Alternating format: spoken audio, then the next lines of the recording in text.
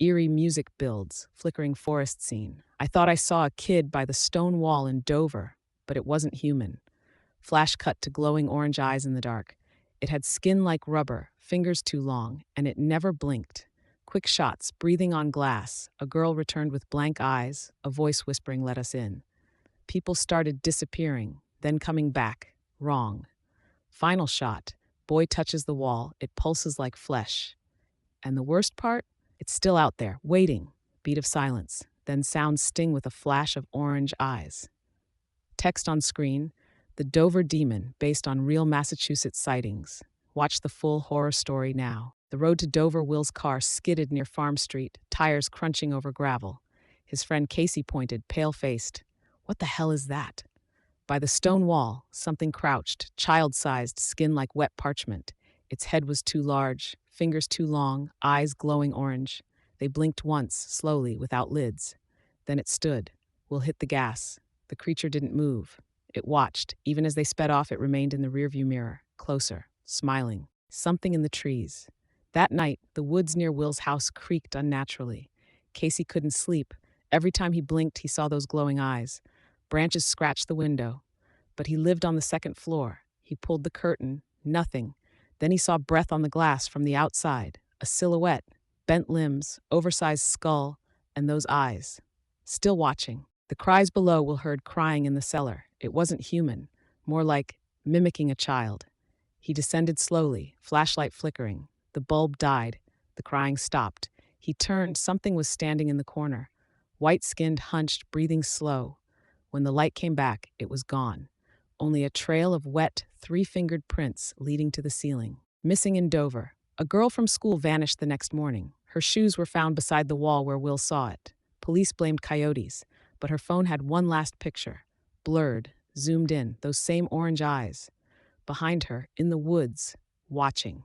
It had been close, too close. And her final text? They don't blink. Whispers in the static Will's radio, played backwards at 3:33 a.m. Whispers emerged between static. "Come back to the wall. Let us in." He turned it off. The radio kept playing. In the background, breathing. Then a voice that wasn't his own. "I remember you from before you were born." The return of the girl.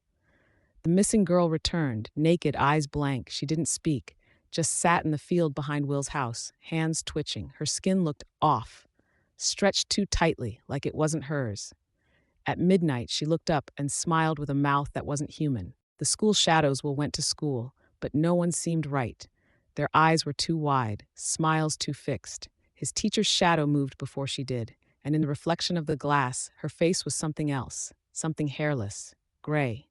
Watching him with hunger, he ran, and they followed, on all fours. The wall bleeds Will revisited the stone wall. It was warm, wet, like skin. He touched it, and it pulsed beneath his palm. A slit opened, like a mouth, and it whispered, "We remember you."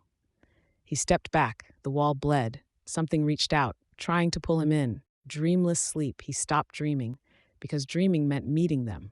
Instead, he woke up outside. Every night, standing at the wall, mud on his feet, eyes stinging. Sometimes he woke with blood under his nails and a strange voice humming in his head, counting down from 10. Casey's voice. A voicemail arrived from Casey, but he was missing for days. It played only static, then a click. Then, "We're not from here, but you are," followed by screeching and something like chewing. Casey's last words, "They've learned to wear us." The eyes multiply. Will started seeing the eyes everywhere, in puddles, in mirrors, even inside his own reflection.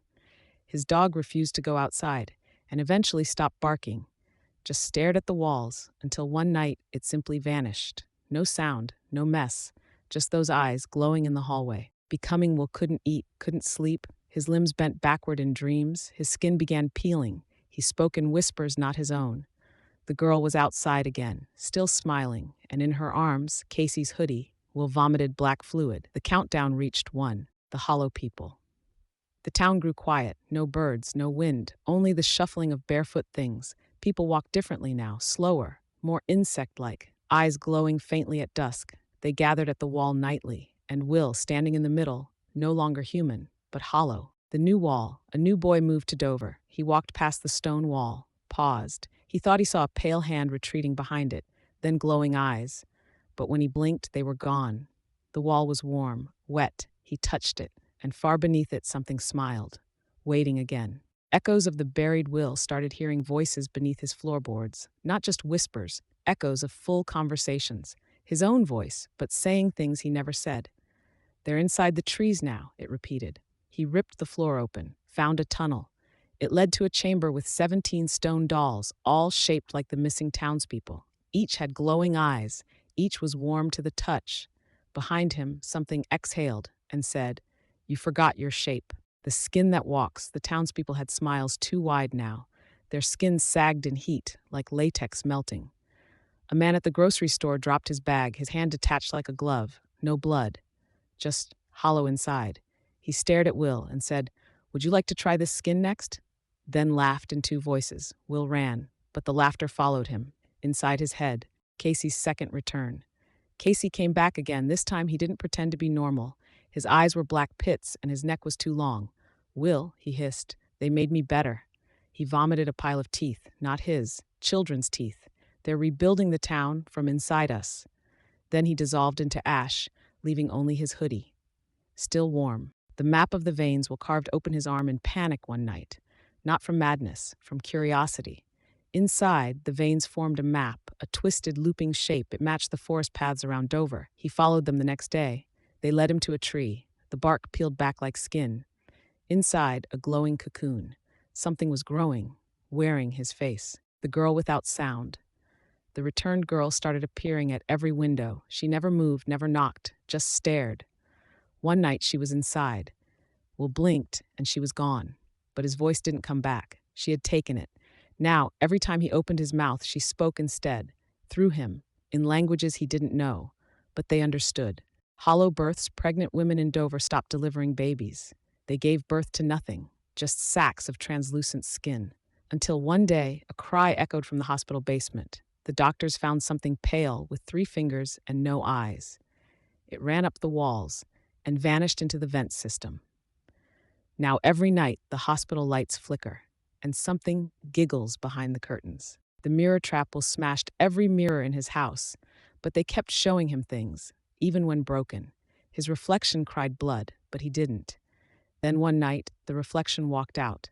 It was him, only thinner, paler, not blinking. It whispered, "You left me there. Now I've come home," and took his place. The mark beneath a black symbol appeared on Will's chest overnight, burning, pulsing. It was the same one carved into the stone wall. Casey's voice whispered, "It's not a curse, it's a key."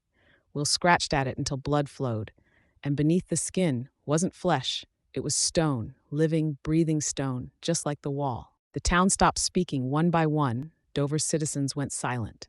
They communicated only through blinking, synchronized, like a hive. Will screamed in public. They didn't flinch. The sheriff walked up and handed him a photo. It was Will, smiling, standing beside the Dover demon. But he didn't remember posing for it. The wall cracks. A thunderous noise split the sky. The stone wall cracked down the middle. Light poured from inside, red and pulsing. The entire town gathered around it, chanting. Their skin melted off willingly. They weren't human anymore. And in the center of it all was Will, smiling, ready to become the next gatekeeper. The new wall grows. In a nearby town, a wall appears overnight, covered in moss, warm to the touch. A boy walks past it, pauses. He hears whispers, "We've been waiting for you." The eyes open again, orange, glowing, endless. The Dover demon has found its next home.